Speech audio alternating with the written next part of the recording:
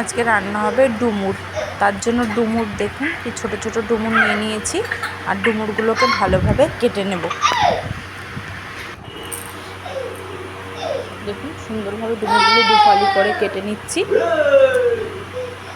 দেখুন ডুমুরের মধ্যে বীজ নেই, এরকম আপনারা ছোট ছোট ডুমুর কিনে আনবেন, তাহলে এই ছোট ছোট ডুমুরের মধ্যে বীজ থাকবে না, আর কাটতেও খুব সহজ হবে। দেখুন ডুমুরগুলো আমি দুভাগ করে নিয়েছি, এইভাবে করে কেটে নিয়েছি। এদিকে আলুও ভালো করে গোট গোট করে কেটে নিয়েছি ডুমুরের তরকারি রান্না করার জন্য।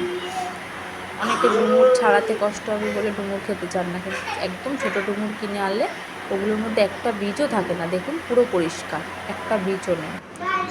এদিকে ডুমুরের জন্য কড়াই গরম করে নিই, কড়াইতে সর্ষের তেল দিয়ে দিয়েছি। সর্ষের তেল গরম হয়ে গেছে, ফোড়নের জন্য একটু জিরে দিয়ে দিয়েছি। এবার জিরেগুলো তেলের মধ্যে ভালো করে নাড়িয়ে নিয়েছি, তার মধ্যে কিছু কাঁচা লঙ্কা দিয়ে দিয়েছি। এবার আমি গোট গোট করে আলু যে কেটে রেখেছিলাম সেগুলোকে ভালো করে ধুয়ে কড়াইতে দিয়ে দিয়েছি। এবার ভালো করে নাড়িয়ে চাড়িয়ে নিয়েছি আলু। দেখুন আলুগুলো আধ ভাজা হয়ে গেছে।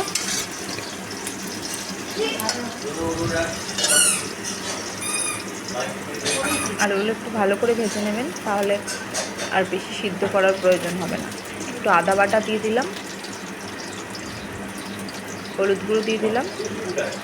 1 চামচ আমি আদা বাটা দিয়েছি, আপনারা আপনাদের পরিমাণ অনুযায়ী দেবেন। 1 চামচ জিরের গুঁড়ো দিয়ে দিলাম,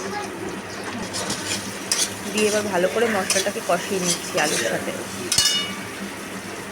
একটু টমেটো কুচি দিয়ে দিলাম, আর একটা কাঁচা লঙ্কা দিয়ে দিলাম। আমি কাঁচা লঙ্কাতেই রান্নাটা করব, আপনারা চাইলে শুকনো লঙ্কা বা শুকনো লঙ্কার গুঁড়োও দিতে পারেন। এবার ভালো করে মশলার সঙ্গে আলুটাকে ভালো করে কষিয়ে নিচ্ছি।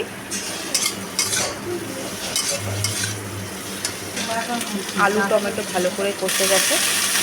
এবার আমি আগে থেকে সিদ্ধ করে রাখা ডুমুরগুলো দিয়ে দিলাম। আমি একটু প্রেসারে সিটি মেরে নিয়েছি, দিয়ে জলটা ফেলে নিই।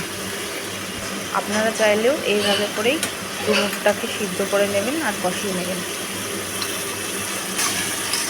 ডুমুর আর মশলা সমস্ত কিছু ভালো করে কষিয়ে নিচ্ছি।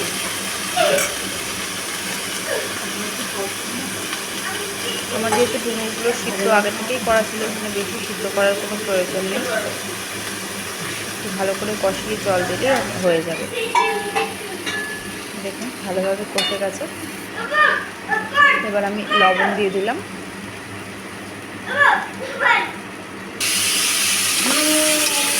সামান্য জল দিয়ে নিয়েছি, দিয়ে আবার ভালো করে ডুমুরটাকে নাড়িয়ে চাড়িয়ে নিয়েছি।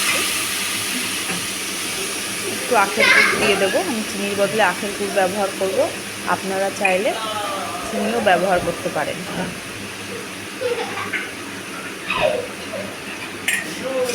আখের গুড়ের দিলে টেস্টটা কিন্তু নষ্ট হয় না। আমি আজকে আদা জিরে দিয়ে নিরামিষ করেই ডুমুরটা রান্না করলাম, আপনারা চাইলে আমিষ পেঁয়াজ করতে পারেন। অনেকে নিরামিষ খান, ওই জন্য আমি নিরামিষই ডুমুর করে আজকে দেখাচ্ছি।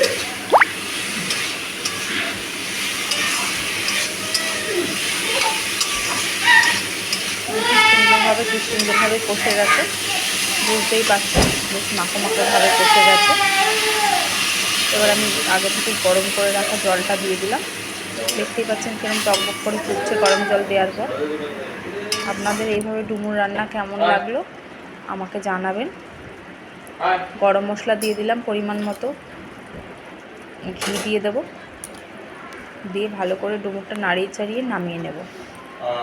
আমাকে কমেন্টে জানাতে ভুলবেন না যে কেমন লাগলো এরকমভাবে ডুমুর রান্না করে খাওয়া। ডুমুরটা খুবই উপকারী, আপনারা এইভাবে রান্না করে খাওয়ার চেষ্টা করবেন।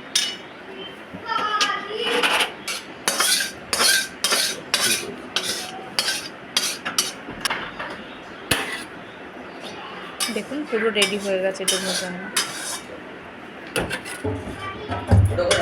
ভালো লাগলে কমেন্ট করে জানাবেন।